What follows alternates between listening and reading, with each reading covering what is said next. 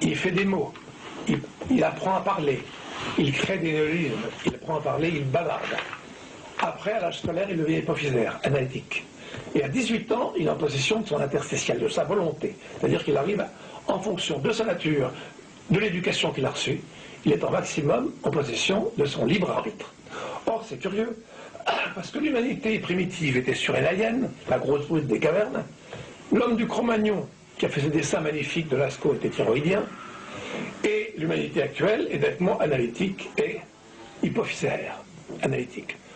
Donc, si on comparait l'évolution de l'être à l'évolution de l'humanité, on s'apercevrait que l'humanité est à la fin de son stade hypophysaire. Autrement dit, l'humanité va bientôt avoir ses 18 ans.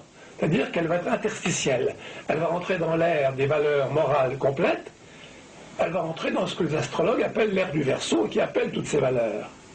Donc les Juifs auraient une mission satanique contre leur volonté, avec l'imposition de ne pas connaître le drame de la circoncision, au besoin même de le nier, pour pouvoir aller au bout de leur course satanique.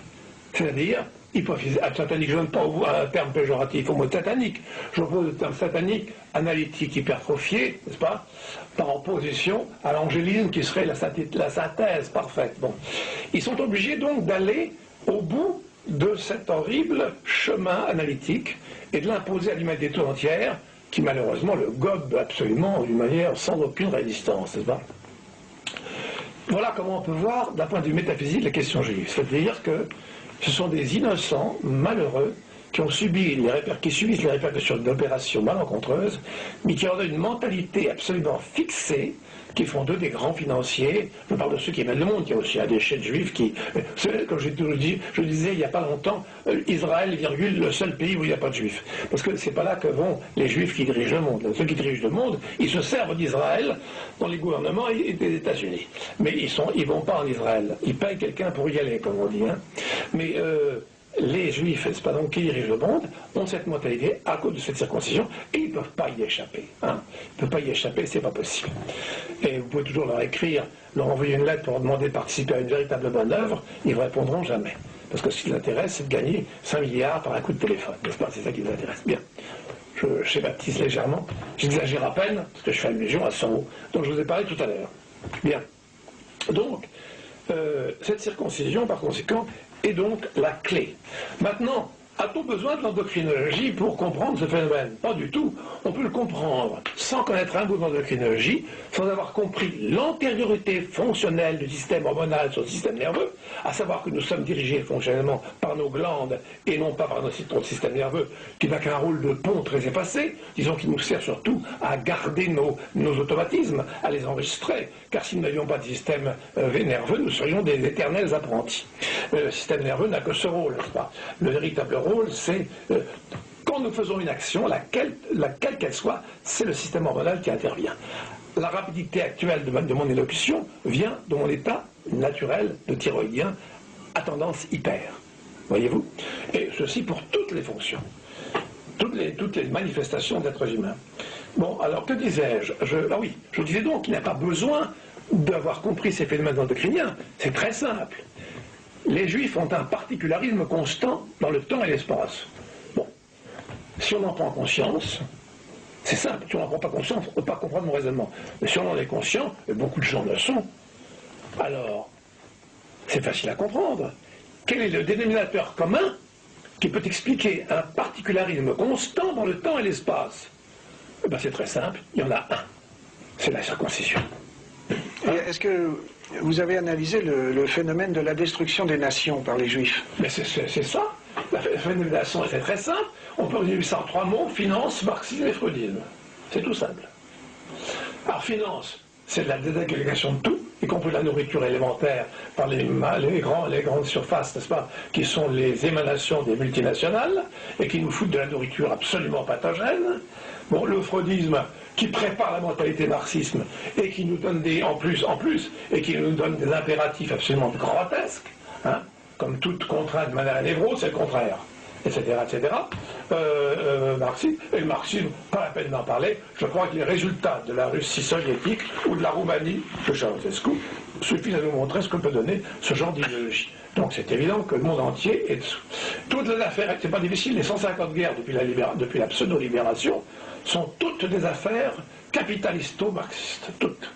C'est-à-dire qu'elles sont toutes engendrées par les manœuvres de la haute finance qui utilise le marxisme d'ailleurs et qui l'a financé depuis le début. Car le marxisme a été financé depuis le début, usine clé en main, en URSS, par la haute finance américaine juive.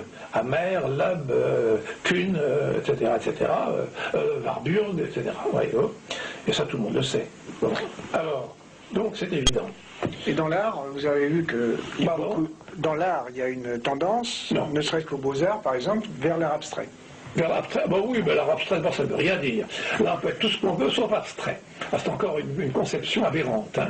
L'art peut être tout ce qu'on veut, mais certainement pas abstrait. Bon, de toute façon, l'art abstrait, c'est abominable, c'est affreux. Moi, n'importe quel tableau dit d'art abstrait, je ne le mettrais même pas dans mes WC, j'aurais trop peur d'avoir la guerre. Alors j'ai entendu une information, justement, qui disait que les professeurs de dessin ou de peinture à l'école des Beaux-Arts apprennent à ne pas dessiner aux élèves parce qu'il y a une incidence pour la captation du marxisme, c'est-à-dire qu'ils seraient beaucoup plus réceptifs au marxisme, de même que la musique rock, etc.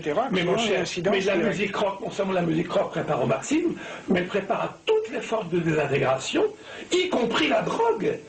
Là, si vous voulez, on parlera, si vous voulez, plus tard, de ce que j'appelle les musiques qui tuent, dont je traite dans ce livre d'ailleurs, les musiques qui tuent, qui sont évidemment l'antichambre de la drogue, incontestablement. De Johnny Hallyday à Michael Jackson, c'est l'antichambre de la drogue.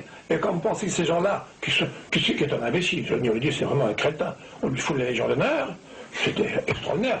On met aussi Malraux au Panthéon. Malraux que j'ai connu personnellement, il était cocaïnomane, il était l'ami d'une grande amie de ma mère et de ma tante, qui s'appelait Josette Lotis, dont il a eu 2 enfants. J'ai connu personnellement, parce qu'il a été élevé par Paul Cabanis, qui était député du Loiret, et Malraux et Josette Lotis étaient des intimes.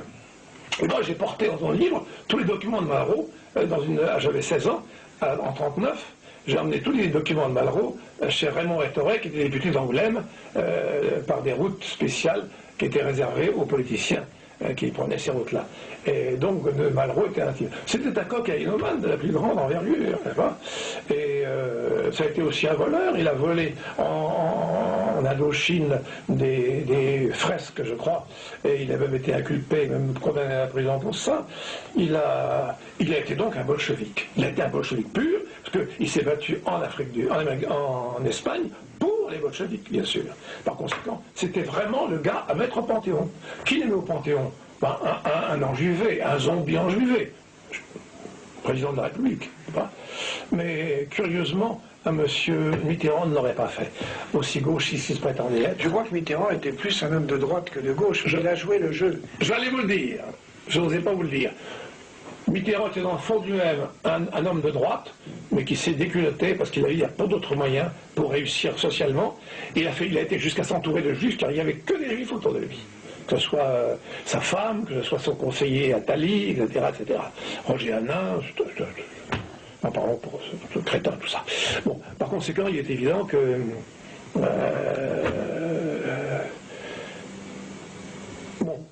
on parlait de quoi là? Vous m'avez posé quelle question là? Je me souviens plus. Non, j'avais élaboré le problème de la destruction mondiale, oui. Donc c'est ça, il n'y a pas de problème. Toutes leurs spéculations qui ont un caractère malheureusement. Alors ce qui est extraordinaire, ce qui est incroyable, c'est que les seuls qui sont capables de dire quelque chose contre eux-mêmes, c'est eux-mêmes.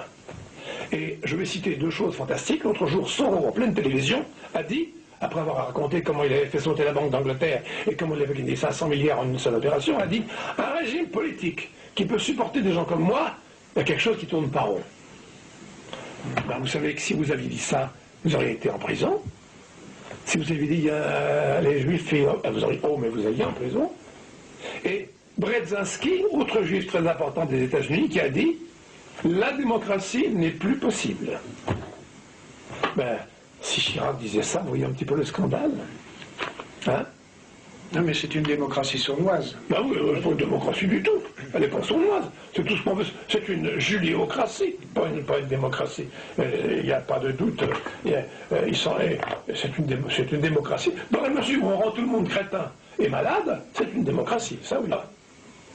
Donc la mentalité juive, c'est ça. La circoncision au 8e jour, facile à comprendre, facile à comprendre si on a compris que c'est le seul dénominateur commun pour expliquer un particularisme absolument constant dans le temps et dans l'espace.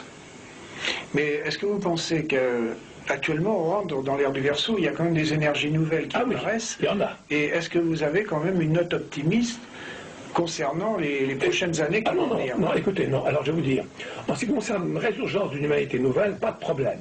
En ce qui concerne l'avenir de cette humanité dans laquelle nous nous trouvons, soumis à tous ces comment dirais-je, tous ces impératifs juifs, entre guillemets, alors là je n'ai aucun espoir, c'est la destruction totale. Nous allons vers une destruction totale, c'est sûr. Alors, la chaos, l'anarchie sanglante, la guerre civile, on ne peut pas échapper à ça, il n'y a rien à faire. Il n'y a pas de miracle possible. Oui, mais après cette guerre civile... après, il y a autre chose. Après, il y aura tout. Vous savez, il n'y a jamais de chute définitive, il y a une chute puis une remontée. Mais ce que nous, vous et moi, allons vivre...